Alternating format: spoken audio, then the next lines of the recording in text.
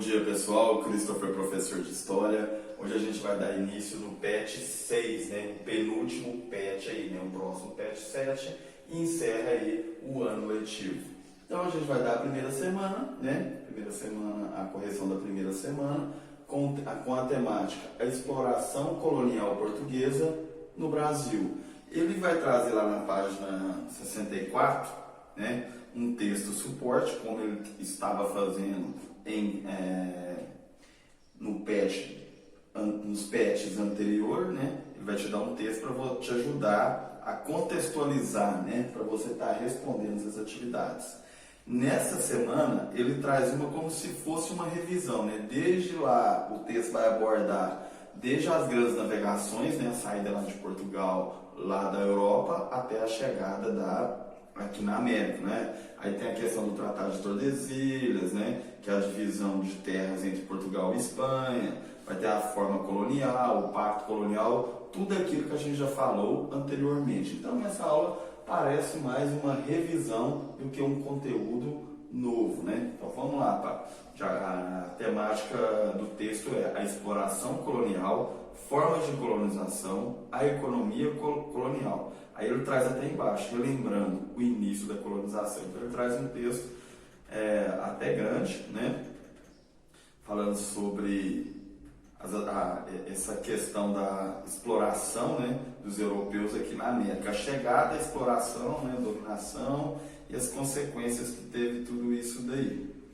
Então lá na primeira questão, vamos direto, né, para não estender tanto o vídeo, escreva e explique quais são as características dominantes da colonização portuguesa. Bom, eu não retirei do texto, mas pela leitura que eu fiz, eu fui montando para já fazer uma revisão para a gente entender melhor esse conteúdo desde lá quando começou-se as grandes navegações até o Brasil colônia. Lembra que o Brasil, num primeiro momento, pré-colonial, depois agora a gente estamos no Brasil colônia. E no ano anterior, quando você for lá para o 8º ano, você vai ver o Brasil Império e depois, no 9º ano, Brasil República. Então vamos lá para as características, né? As características dominantes. A primeira característica dominante a gente tem que entender pelo lado geográfico da coisa, né?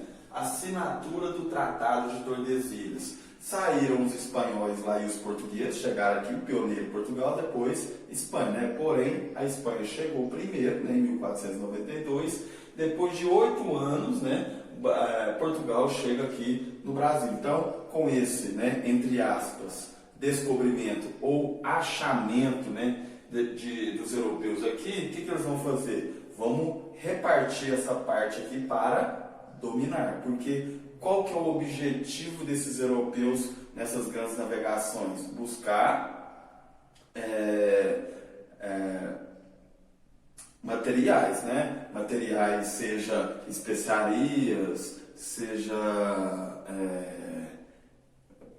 pedras preciosas e outros, né? Artigos de luxo, essas coisas assim, para quê? Eles queriam bens materiais, né? Para cada vez mais lucrar, porque quem era o parceiro ideal do rei, da coroa, né? Era quem? Era a aliança do rei com a burguesia, não é? E nisso deu o quê? A formação do Estado moderno e a consolidação do rei como o top ali, né? Aquele que vai mandar de forma absoluta, centralizada. Então, a primeira característica que eu coloquei foi a assinatura do Tratado de Tordesilhas, a divisão do território das Américas em duas partes, uma parte para a Espanha, outra parte para Portugal. Então ele vem lá, pelo acordo ao leste de uma linha imaginária, distante de 370 léguas de Cabo Verde, as novas terras, no caso aqui a América, né, seriam de Portugal e a oeste da Espanha. Então aquele litoral brasileiro onde fica Rio de Janeiro, Espírito Santo, até para cá, seria praticamente tudo de Portugal, lembra? Linha imaginária.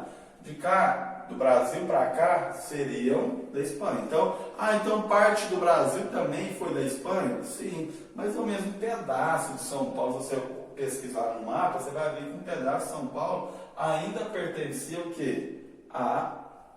à América Espanhola, né, aos espanhóis. Então é isso. Então a primeira característica, a gente tem que chegar pela questão da divisão, né? Chegou aqui, então eles dominaram, então opa, essa parte é sua, essa parte é minha, né? A divisão das terras. Segundo momento, vai ter um pacto colonial, um acordo colonial. O que é esse pacto colonial? Aonde é a América Portuguesa, o que vai acontecer? O território só pode comerciar, só pode ter relações econômicas com a sua metrópole. Então a gente viu lá que era o quê? Pacto colonial era a relação da colônia, aquilo que ia ser explorado, né? que era como se fosse um produto, e a metrópole como se fosse o dono, aquilo que iria explorar. Então colônia, aquilo que ia ser explorada, e a metrópole, quem que vai explorar? O explorador. Então, a colônia, no caso aqui, que a gente está estudando a colônia portuguesa, só poderia comerciar com a metrópole. No caso aqui do Brasil, a relação de Portugal com o Brasil. Num primeiro momento, para o Brasil, depois cana-de-açúcar, depois ouro, né? E assim foi. Depois, mais tarde, o café. Então, você assinou um tratado de divisão de terras, você vai assinar um acordo, e como que vai ser essa ocupação, né? Essa dominação que a gente viu lá com capitanias hereditárias e governo geral. Tá vendo que a gente está retomando todo aquele conteúdo que a gente viu anteriormente? Então, formas de ocupação. Primeiro, as capitanias hereditárias, não foi? Vocês lembram lá? É a divisão do litoral, né? Já que essa parte aqui é a divisão do litoral brasileiro em 15 partes. No caso, eu coloquei lá, dividiu o litoral brasileiro em 15 partes, em linhas horizontais até a linha imaginária do Tratado de Tordesilhas. Então, se ele dividiu, olha, então agora eu estou com dificuldade de organizar, administrar essa parte litoral, porque o foco de Portugal nesse momento era onde? Ainda era na Ásia, né? Ainda era nas Índias, por conta de especialistas que ela dava muito mais lucro. Então o que ele fez? Ele dividiu assim, ó, que é o Tratado de Tordesilhas, dividiu em 15 partes, né? Assim, ó, na forma horizontal, e cada parte dessa aí foi entregue a um capitão donatário. O capitão donatário era dono de cada capitania hereditária dessa. Porém, o que acontece? Vai ter sucesso isso aí? Não, a gente percebeu que não teve sucesso, com exceção de duas, não era? São Vicente e Pernambuco. Por que essas teve sucesso? Por conta de produção de açúcar, né? Que vai ser aquele produto que vai trazer bastante lucro para quem? Para Portugal. Então, mas então por que os outros demais não fizeram isso? Porque era muito caro formar o quê? É um engenho, né? O que é um engenho? É uma fábrica de fazer açúcar. Então só dois, um em Pernambuco, um mais ou menos que é perto de São Paulo, São Vicente. Bom, se não deu certo, a gente tem que encontrar outro meio. Foi o que Portugal pensou. Se então aqui a gente dividiu a administração em vários capitães donatários, isso se chama o quê? É um poder descentralizado, né? Várias pessoas estão controlando. Quando a gente fala poder centralizado, é somente uma pessoa que comanda, não é? Igual a monarquia absolutista, é só uma pessoa que manda. Então é dessa forma. Então, num segundo momento, a outra forma de ocupação a gente viu lá, que era o governo geral. Se é governo geral, ele está centralizando, não está nem no plural, tá vendo? Representou uma medida político-administrativa adotada pela coroa portuguesa em 1548, a fim de, olha aqui, ó, centralizar. Se antes era separado por capitães donatários, agora vai ter uma centralização, vai ter um local aqui que vai controlar tudo, para centralizar, administrar, restabelecer o poder e reforçar a colonização após o fracasso do quê? Das capitanias hereditárias. Então, a segunda forma de ocupação, né, uma das características importantes dessa foi o quê? Capitanias hereditárias e governo geral. Bom, mais adiante, então, o que eles tinham? Eles tinham o território traçado, tinham um pacto assinado que só poderia ter relação às duas, já ocuparam, e agora? Como que a gente vai restabelecer os demais? A forma de trabalho, não é? Porque eles vieram aqui, quem queriam trabalhar se eles estavam atrás de bens materiais, né? Você consegue bens materiais através de trabalho, né? De produção de alguma coisa.